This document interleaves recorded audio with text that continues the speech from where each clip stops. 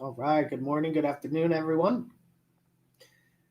Welcome to the Loan Officer Training Series with the Mortgage Calculator. Give us just one moment here to go live on all the different platforms. Appreciate everybody tuning in nice and early. Great topic here today. Definitely some back to the basics that everybody needs to know. Go ahead and drop a comment there in the chat as you tune in. We definitely appreciate it. And it looks like we're live on all the platforms now, so we'll go ahead and get it started here. We'll take the chat off the screen for now, but go ahead and keep dropping comments there in the chat. Also, drop any questions you have in the chat as well. We'd be happy to answer them after the presentation.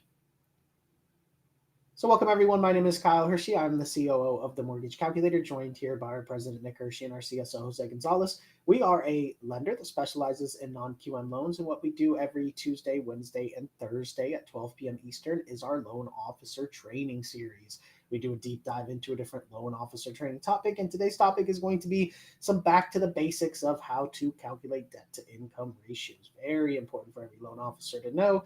So we'll let Jose, with 29 years of experience, break it down for us. So go ahead, Jose. Good afternoon, everyone, or good morning, depending where you're located.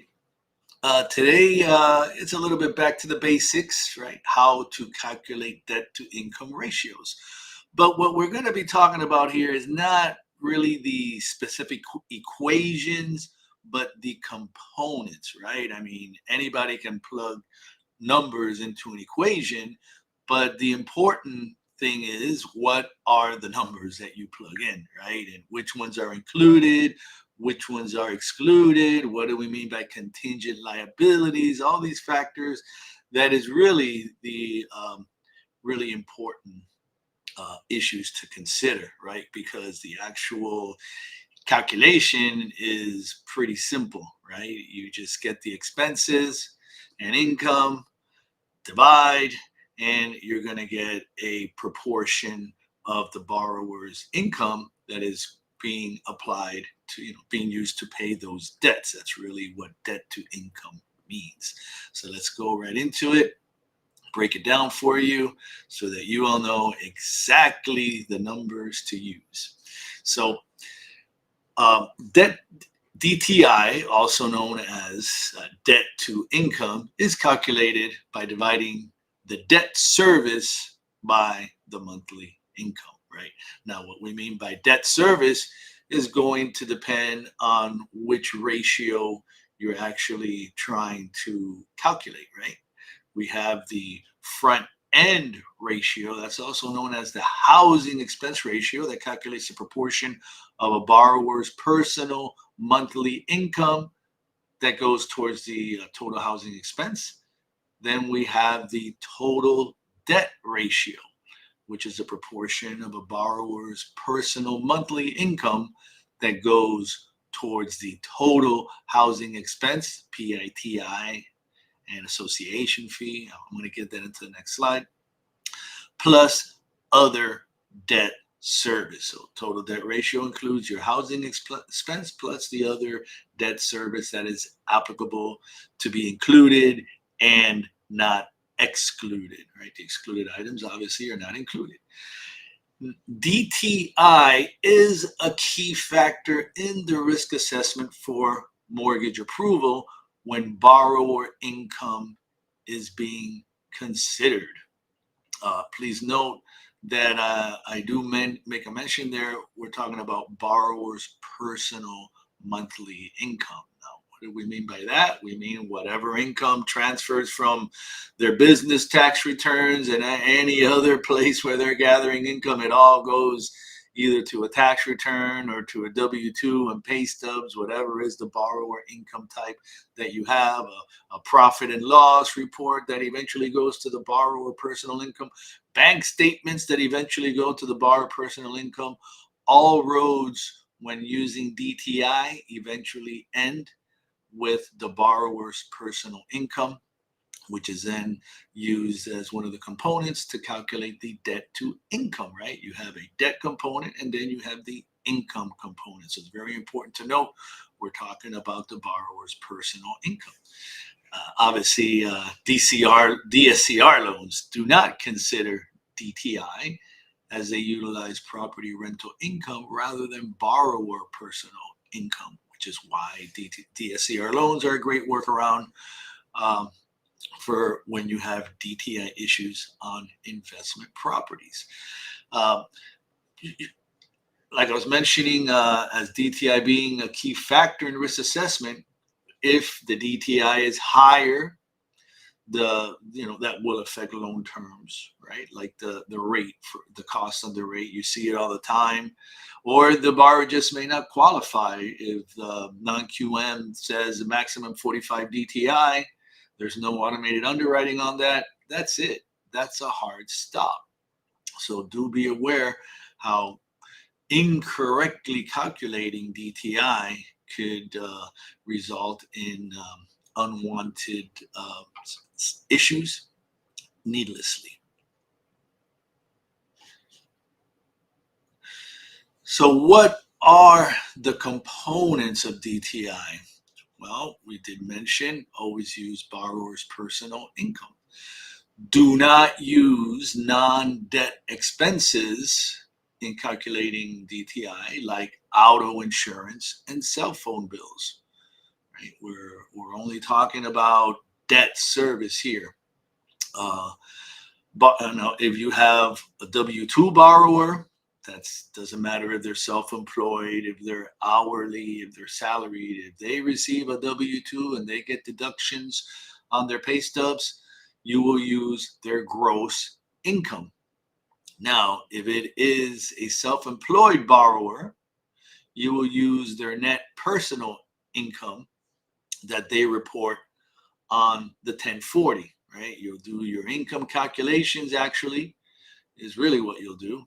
You'll do your income calculations and you'll get a net income amount for that borrower after considering whatever components of the income. If they have a corporation, an S corp, you're going to use their 1120S plus their 1040 in completing the income calculation worksheet. You're going to get the net income, and then that's what you're going to use for the income part of the equation. So you see two different approaches there, depending on if they're a W-2 or self-employed.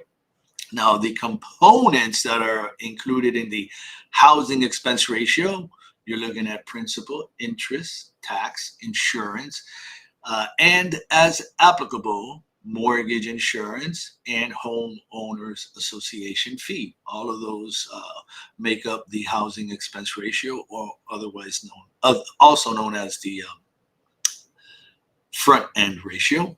And then you have your total debt ratio, which is the housing expense components we just covered above, plus credit card payments and revolving debt in general, right? Auto loans, student loans, and any other recurring debt. Notice we're talking about debt and we're not talking about expenses. So what are the additional liabilities to be included in DTI, right? These are items that may not be as obvious. They may not be on a credit report, and if they are on a credit report, maybe they're reporting zero payment due. But we all know that that's not the case. We wouldn't usually put zero unless it's actually zero. So, for example, now these are some of the ones that you may not have considered, and these are the ones that end up causing errors in DTI calculations, and not just somebody not knowing how to work the equation, is just putting in the right components in there. So we're looking at, for example, alimony, child support, and separate maintenance payments under a divorce decree, separation agreement, or other legal agreement when they continue for more than 10 months, right? So that's the key. 10 months is the threshold there. If any of those agreements show that the borrower's liability under that agreement is less than 10 months, then it can be excluded. If it is 10 months or greater, then you have to include it. And we all know, for example, alimony doesn't appear on on credit report. Child support will only appear in a credit report if there is some type of a court order, and neither will any type of separate maintenance payments under any type of separation agreement. Those are all items that we would have to obtain from the borrower after determining if they're separated or if they are divorced. Deferred installment debt. And here we're not talking about student loans. We're talking about just deferred installment debt. Like, for example, I had one that came across my desk the other day where their auto loan is deferred.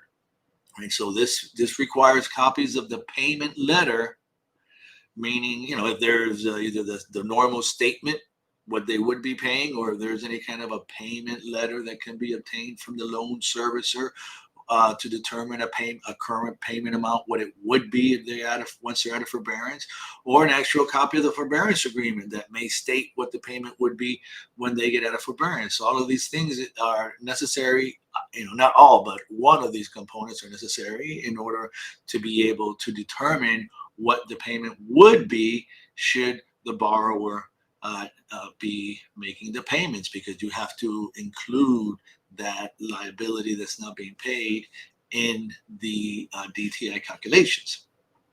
Next one we're talking about here is federal income tax installment agreements. As long as there is not a lien filed. If there's a lien filed, a tax lien, then that tax lien, if it's a DTI loan, that tax lien will have to be satisfied at or before closing. But if there is no lien and they have a repayment plan with the IRS for their tax liability, then you would just include the amount in the payment plan, the monthly payment, into their liability. Garnishments with more than 10 months remaining, that would be a wage garnishment. That's something that you usually find. Somebody gets divorced, there's a court order of some type, and pay stubs show deductions for some type of garnishment on their from their income. Well, if there's 10 months or more remaining, that will continue to be considered a liability, even though, like you can see, it's not on a credit report anywhere, but it is something to take into consideration if it is applicable. Now, this is a common one that catches a lot of people off guard. Lease payments, right? Usually it's auto lease payments, cannot be excluded even if they have less than 10 months remaining. Lease payments are not considered an installment account. They're lease payments. And the logic there is that auto lease will probably need to be replaced with a new auto lease as soon as that lease expires. And unless they do something, they do some other kind of a scenario, or maybe prove they have another car that's the one that they're going to use, they're just going to hit you for the lease payment, regardless of if it's 1 month or 9 months. Housing expense for non-occupant co-borrower also has to be included in the liabilities, right? This is very important. That non-occupant co-borrower could be renting wherever they live, or could be on their credit report because they own it. You have to make sure that you include that housing expense in the overall DTI calculations.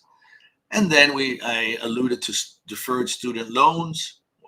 So yes, for deferred student loans, even though they may not state a payment amount, we do have to include a payment in the application. If it's Fannie Mae loan you're looking to close, it's 1% of the balance of the student loans. That's the monthly payment. And if it's Freddie Mac, it's 0.5% of the balance.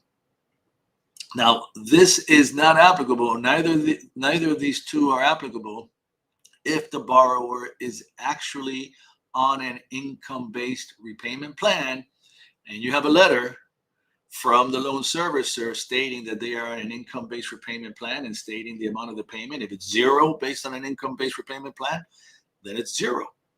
An income-based repayment plan is not the same as a deferred student loan. So these are pretty interesting items and the ones you have to include. And now in our last slide here, you see our happy borrower there because his MLO knew what to include and especially knew what to exclude, because these are very interesting items here that aren't always obvious.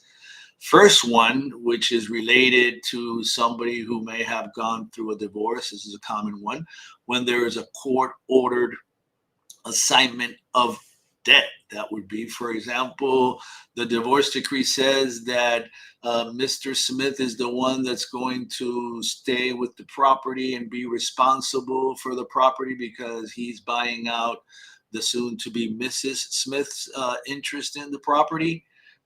So from the point of the date of that assignment moving forward, the creditor does not have to include that liability. That could be excluded from the DTI calculations. So that's really important. We've seen that a few times. Especially important is, and obviously this is when the creditor does not release this borrower from liability. Now, this is especially important not only in excluding the contingent liability, which is what that is called, but it is also important to note that the payment history of this debt will not cannot be considered against the borrower for purposes of underwriting. Now, however, what may happen though is if that loan is currently being unpaid, this borrower's credit score is going to be affected, and that does not have anything to do with excluding the liability from the DTI. That has to do with the credit repositories and what they're putting, and that could definitely affect your borrower's ability to qualify. But do note that the court-ordered assignment of debt, whatever monthly payment would be due from that, cannot be considered against the borrower. Loans secured by financial assets also can be excluded. What are we talking about? For example, borrower wants to close. He's going to use a loan from their own 401k plan. Basically, they are pledging their 401k retirement assets to get a loan from their 401k, and then they're going to pay it back to the 401k.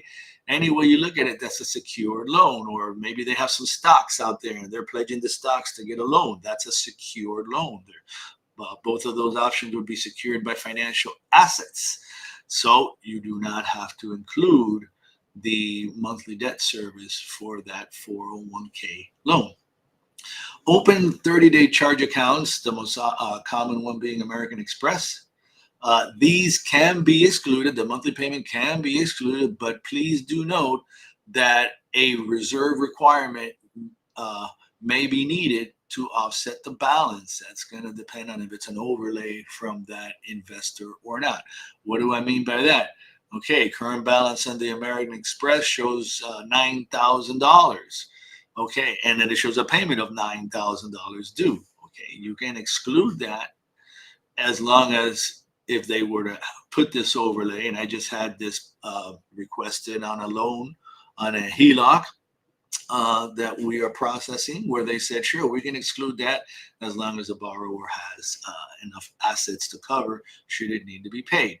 So do look for the guidelines or overlays for wherever the loan is going to make sure how they treat the open 30-day charge accounts. Non-mortgage debt paid by others can be excluded. Now, the important point here is non-mortgage debt, right? That means everything else other than housing expense, the PITI, can be excluded, whether or not the other party is obligated on the debt. That means you have a car loan in your name. You were the co-signer for your brother. Let's say your brother's not on the loan, obligated to the loan. Only you are. Well, that's okay, because unless your brother is one of the purchasers or the borrowers, let's say, unless he's one of the borrowers on the loan, which would make him a party to the deal, or unless he's the seller or the buyer, whatever it may be, if he's not a party to the deal, it's fine. If he is a party to the deal, then you cannot exclude that liability. But the important point here is non-mortgage debt, whether or not the other party is obligated on the debt, can be excluded. You would have to show most likely your last 12 months proof of payment of the debt to be able to exclude it. Make sure that there aren't any late payments as well. The account is not delinquent. But let me state the items that, the examples besides the obvious, right? The obvious one would be an installment loan like a car loan. But do you know this is also applicable for student loans, revolving debt, lease payments, alimony, and child support? Any of those items there, if they are paid by someone other than the borrower, you have the last 12 months, they can be excluded from the liability. And the last category here, the last liability that can be excluded is mortgage debt paid by others as opposed to non-mortgage debt. This one is mortgage debt, the housing expense. Now, please note the first bullet point there states that uh, if the party making the payments is obligated on the debt. So you're on the loan for the house. Your brother is not on the loan for the house. Your brother's making the payments for the house loan. You have the last 12 months. You have no delinquencies. Rental income is not being used to qualify. However, since your brother's not on the loan, not obligated on the loan for that home, you cannot exclude the debt, right? He has to be obligated to the debt in order to be able to exclude it if it is a mortgage debt paid by others. So I hope that these are helpful here, and I'm pretty sure that they will be, because I know that not all of these were items that you were aware could be excluded, nor the items that you were aware could probably be included, right? This is definitely not the obvious issues, and so do always make sure to check the guidelines, though, if it's non-QM of the loan that you're looking to originate, to make sure that their guidelines are in line with these here, which I basically obtained from the Fannie Mae and Freddie Mac selling guide. All right. Thank you, Jose. Great stuff there. I don't see any questions actually, but definitely great back to the basics training there. So we do have some more great basic trainings here this week. Remember that we do this at oh, comment coming in. Oh, just a comment there. Remember that we do this at 11, or excuse me, at 12 p.m. Eastern time every Tuesday, Wednesday, and Thursday. So we will see you all tomorrow with a new topic to go over for the next episode